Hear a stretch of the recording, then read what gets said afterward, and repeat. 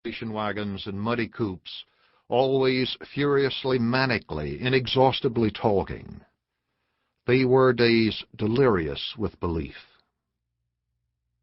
It was while I was working one summer in the mid-'60s as an apprentice correspondent in the Atlanta Bureau of Newsweek, still a raw young provincial just emerged out of a southern small-town upbringing, that I was lobbed abruptly into the heats and tumults of that immense folk morality play.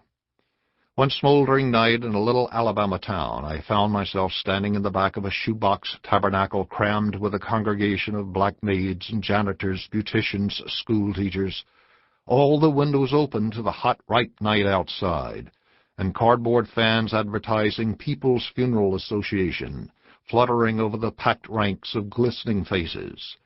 As a local preacher, a heavy, sweat-washed man just released from jail that afternoon, led them through one of those mightily swooping hymns of the movement.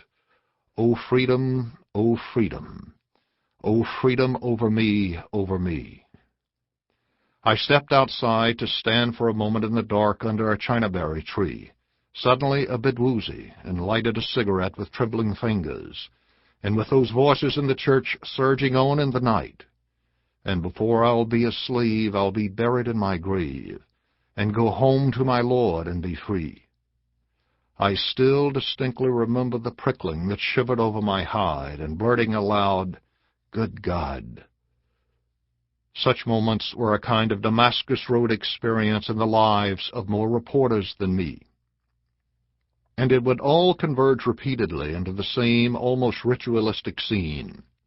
Demonstrators brimming out of a town's black neighborhood and swelling down the plain little main street with a vast clapping and low cavernous choiring. Ain't gonna let nobody turn me round, turn me round.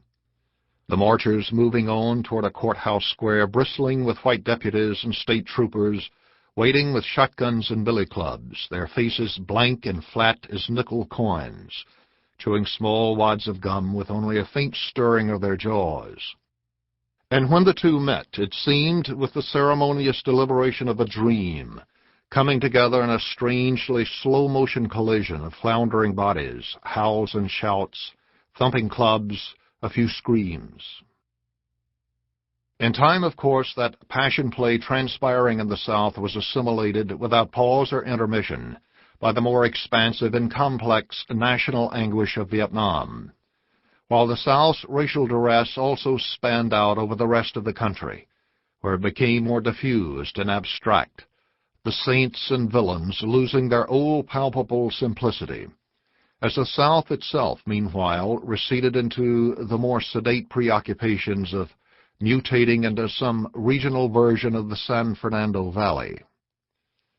Now all the angers and urgencies of those years of the civil rights movement seem curiously remote, dwindled, archaic, quaint. But the partisans and journalists who passed through that distant time still tend to look back on it something like Lincoln Brigade veterans, wistful for the bright days of Spain in '38. Goodness and courage and evil and tragedy all had for that brief season a marvelously simple and immediate clarity. The very air seemed vivid then with some fever of super-reality. That once at least, breath truly hit the bottom of the lungs. It was a time of an ultra-aliveness that few were ever to know again. That moral pageantry playing over the South was all an amplification of what had begun at first obscurely, almost by happenstance, with a bus segregation protest back in 1955 in the winter glooms of Montgomery, Alabama. But the solemn young black minister reluctantly impressed into its leadership Martin Luther King, Jr., who had remained at the center of its expanding ramifications afterward, was, when I first encountered him in St. Augustine in 1964, a startlingly unprepossessing figure. A short, chunky man with a manner of unremitting and ponderous gravity in his deacon-sober suits. His round face, black as asphalt, wore a bland gaze of almost oriental impassiveness and improbable bourgeois placidness, yet with, I still remember, almost meltingly sweet eyes. But on the whole, he could have been a comfortably prosperous funeral home director. Or merely what, among other things, he indeed was, the Baptist preacher of a big city church. However surprisingly unheroic his appearance, though, the transfiguration of the South effected in the course of his apostleship, the momentous black awakening of a long subject and debased people, their eventual political ascendancy, the widely common public culture now of whites and blacks there, was by almost any measure epochal. And the legacy of racial amity that perhaps even more astonishingly followed that transformation would quite likely have been impossible without King's stubbornly persevering nonviolent gospel metaphysic of redemptive understanding and forgiveness and even sorrow for one's very brutalizers. As he once bayed out, mouth thrown wide in a roar of power from the back of his thick-packed neck, when marchers were facing the dogs and clubs and fire hoses of Birmingham, "We will meet the forces of hate with the power of love. We must say to our white brothers all over the South, we will match your capacity to inflict suffering with our capacity to endure suffering. Bomb our homes and we will still love you. We will so appeal to your heart and conscience that we will win you in the process." But before long, King's moral vision had impelled him beyond the South into a mission even more formidable and, in the end, tragic, as prophet to the whole national community at America's Augustan noon of pride and power. His evangelism against the primal, keen act of racism, its denial of a natural connection to other human beings, reducing them to objects, which then allows any manner of violence against them, inexorably evolved into an evangelism against what he saw as the moral coma of the country's whole corporate technological order, its loud and vicious void of materialism, its isolation of individuals from each other, its technicians' detachment from the human effects of its interests and policies, and the measureless vandalisms this new kind of high-tech barbarism was visiting not only on the life of America, but elsewhere in the world, most luridly at that time in Vietnam. In effect, he came to pit himself against his entire age. Toward the end, he committed himself to a grand social offensive of not only blacks, but Hispanics, Native Americans, poor whites, all the dispossessed and discarded and forgotten of American society, to radically reorder the values and power system of the whole nation.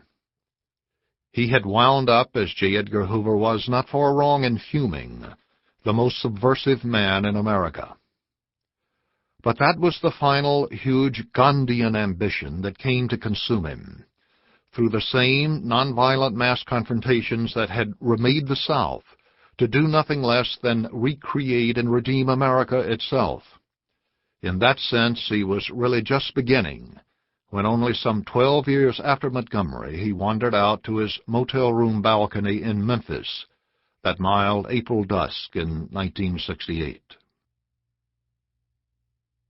Over the years since then, ironically, King has passed into the cloudy shimmers of a pop beatification, commemorated with parades, memorial concerts, schools and streets and parks named for him, his birthday a national holiday, his image on postage stamps.